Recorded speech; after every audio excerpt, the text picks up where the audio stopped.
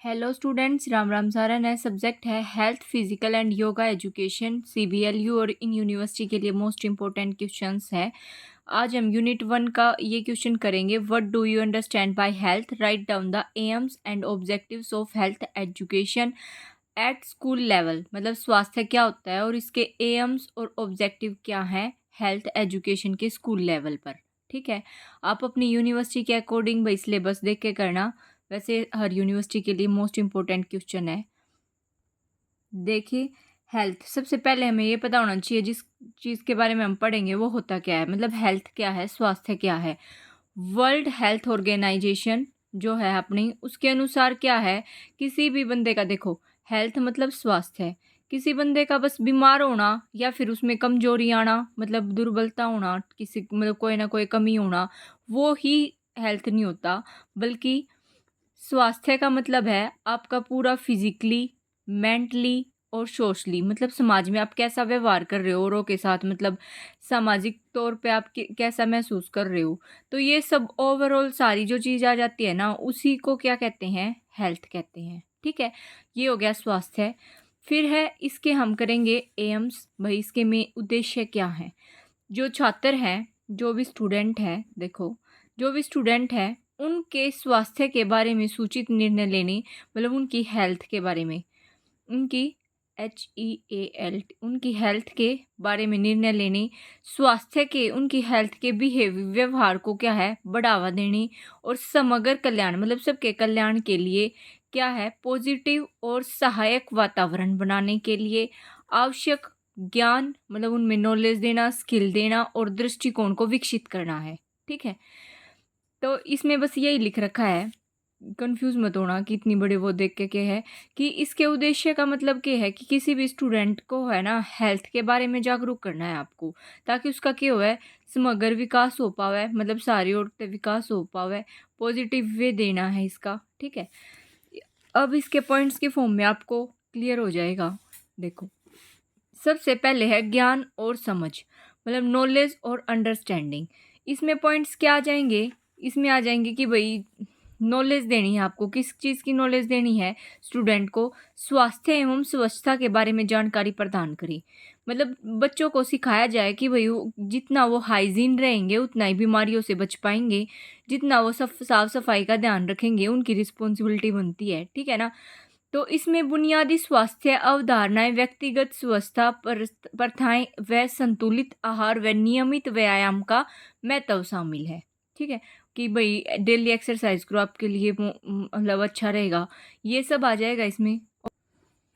देखो इसमें क्या क्या पॉइंट आ गए। इसमें एक तो स्वास्थ्य के बारे में, भाई उसको पर्सनल मतलब हाइजीन के बारे में बताया जाए। दूसरा है कोई भी बीमारी हो रही है, जो भी समाज में, मतलब कोरोना आ गया था, उसके रीजंस क्या हैं, या कोई भी बीमारी है उसको हर छात्र को, मतलब उस बीमारी के रीज़न, उसकी रोकथाम आप कैसे कर सकते हो। ठीक है, उससे कैसे बचा जा सकता है, इन सब चीज़ के बारे में बताना। मानसिक और भावनात्मक कौशल, देखो मानसिक और भावनात्मक मतलब इमोशनली। ठीक है, उसके ज्ञान के बारे में बताना। मानसिक तौर पे मतलब किसी भी चीज़ का वो स्ट्रेस ना ले, अगर वो स्ट्रेस लेगा तो डिप्रेशन में चला जाएगा। अगर अपने इमोशंस को काबू में रखे, दूसरे से इतनी भी अटैचमेंट मत करे कि मतलब उसके बिना पागल हो जाए। मतलब इन सब के जो छोटे छोटे पॉइंट्स हैं उन सब चीज़ों के बारे में बताए कि ताकि उसकी हेल्थ पे इफेक्ट ना पड़े, उसको समझाया जाए, उसको बताया जाए कि उसकी हेल्थ कैसे ख़राब हो सकती है। ठीक है, फिर है जीवन शैली विकल्पों के बारे में। जो जीवन शैली उसकी लाइफ स्टाइल है, इब लाइफ स्टाइल के बारे में, मतलब वो धूम्रपान वगैरह ना पीवे करे और शराब वगैरह ना पीवे कि उसकी हेल्थ पे फ़र्क पड़ेगा। तो उसको इस चीज़ के बारे में बताया जाए, समझाया जाए। ठीक है, यही पॉइंट्स लिखे हैं। सेकंड है, देखो बीमारियों के कारण और रोकथाम बताए। छात्रों को सामान्य बीमारियों, उनके संचरण व स्वच्छता, टीकाकरण और अन्य निवारक उपायों के माध्यम से उनकी रोकथाम के बारे में सीखना चाहिए। थर्ड है मानसिक और भावनात्मक स्वास्थ्य के बारे में जागरूकता बढ़ाए। इसमें आपने यही लिखना है कि भाई जो तनाव है, तनाव से कैसे छुटकारा पाया जा सकता है, स्ट्रेस से कैसे बचा जा सकता है। फिर है लाइफस्टाइल विकल्पों के बारे में शिक्षित करे, मतलब छात्रों को धूम्रपान, शराब पीने, नशीली दवाओं के सेवन व अस्वास्थ्यकर खान-पान की आदतों के उनके स्वास्थ्य पर पड़ने वाले प्रभावों के बारे में सीखना चाहिए कि फास्ट फूड का कैसे नेगेटिव इफ़ेक्ट उन पे पड़ता है। फिर है इसका 5th पॉइंट है पर्यावरण स्वास्थ्य के महत्व को समझे।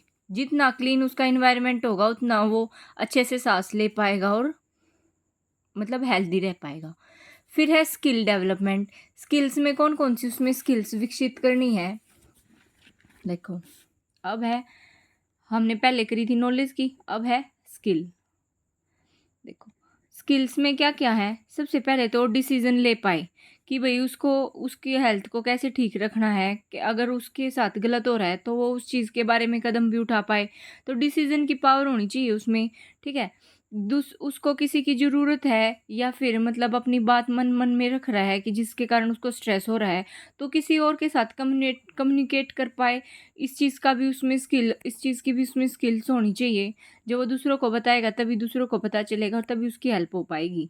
फिर है सेल्फ डिसिप्लिन आना होना चाहिए उसमें, और दूसरों की कैसे वो मदद कर सकता है, ठीक है। ज़रूरी तो नहीं है कि वही स्ट्रेस में हो, दूसरा भी हो सकता है, तो उसको कैसे वो समझ सकता है, उसको कैसे मदद कर सकता है, ये भी स्किल आनी चाहिए उसमें। फिर है स्वस्थ जीवन शैली अपनाने को प्रोत्साहित करना चाहिए। ये स्किल होनी चाहिए कि फास्ट फूड खाए पर इतना भी ना खाए कि उसको फूड पॉइजन हो जाए, ठीक है ना। लिमिट में हर चीज़ करें, ठीक। ये इसके पॉइंट्स हैं, इसके अंदर आप हेडिंग्स आपको मेन याद रखनी है और इसके अंदर थोड़ा थोड़ा लिख सकते हो आप, ठीक है। निर्णय लेने का कौशल विकसित करें, संचार और पारस्परिक कौशल को बढ़ावा देना, आत्म प्रबंधन और सामना करने के कौशल को बढ़ावा दे, स्वस्थ जीवन शैली अपनाने को प्रोत्साहित करें, ठीक है। अब है दृष्टिकोण और मूल्य।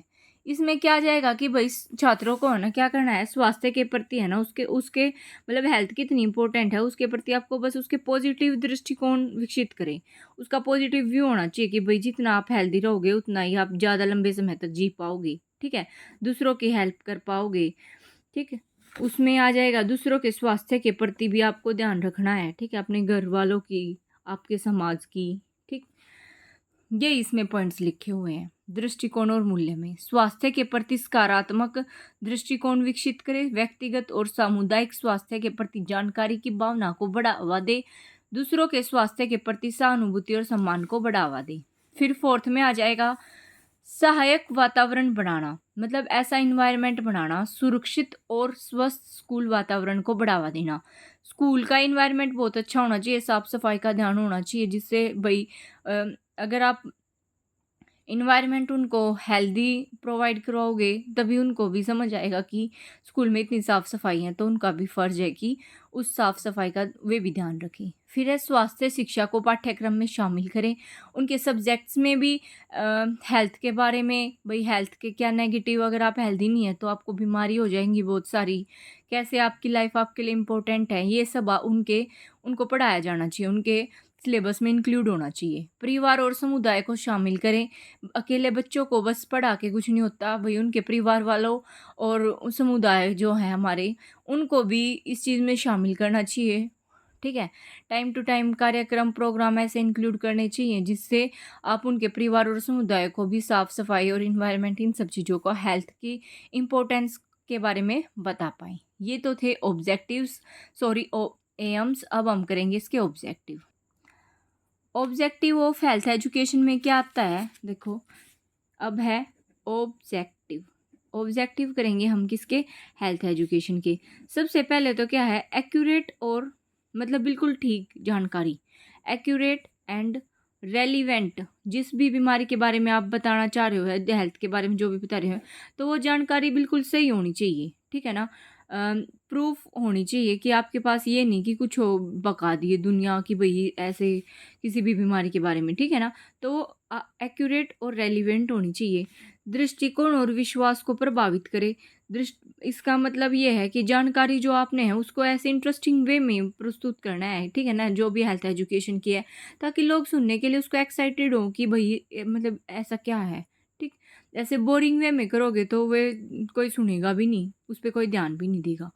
थर्ड है जो एसेंशियल स्किल्स होती हैं उनको विकसित करें, जैसे कि भाई पौष्टिक मतलब अच्छा खाना बनाओ घर पे, फास्ट फूड मत खाओ, स्ट्रेस मैनेजमेंट करो मतलब योगा वगैरह कर लो, और स्वास्थ्य सेवाओं तक पहुंच बनाओ। ठीक, फिर है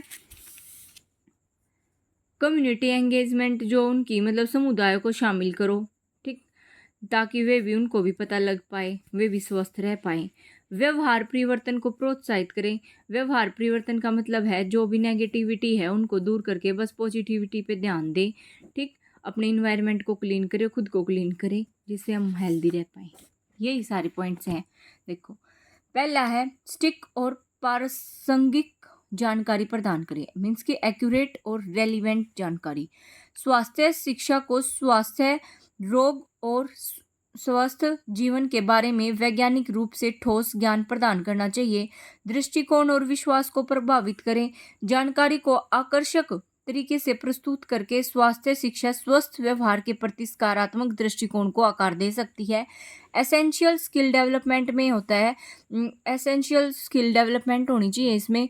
पौष्टिक, जैसे कि एग्जांपल में पौष्टिक भोजन पकाना, स्ट्रेस मैनेजमेंट जो तकनीक है उनकी प्रैक्टिस करना, स्वास्थ्य सेवाओं तक पहुंच बनाना। फिर है कम्युनिटी एंगेजमेंट को बढ़ावा दें। स्वास्थ्य के प्रति स्वामित्व और साझा जिम्मेदारी की भावना को बढ़ावा दिया जाना चाहिए। फिर है व्यवहार परिवर्तन को प्रोत्साहित करें। अंततः स्वास्थ्य शिक्षा का उद्देश्य व्यक्तियों को सकारात्मक स्वास्थ्य व्यवहार अपनाने व बनाए रखने के लिए मोटिवेट करना है, जिससे स्वास्थ्य परिणामों में सुधार हो सके। ये जो क्वेश्चन आपको हेल्थ वाला करवाया है, ये 16 नंबर का आएगा आपके एग्जाम में। तो all the best for your exam. नहीं समझ आया तो कमेंट कर देना, इसकी यूनिट 2 भी करवा दी जाएगी। ठीक है, थैंक यू सो मच।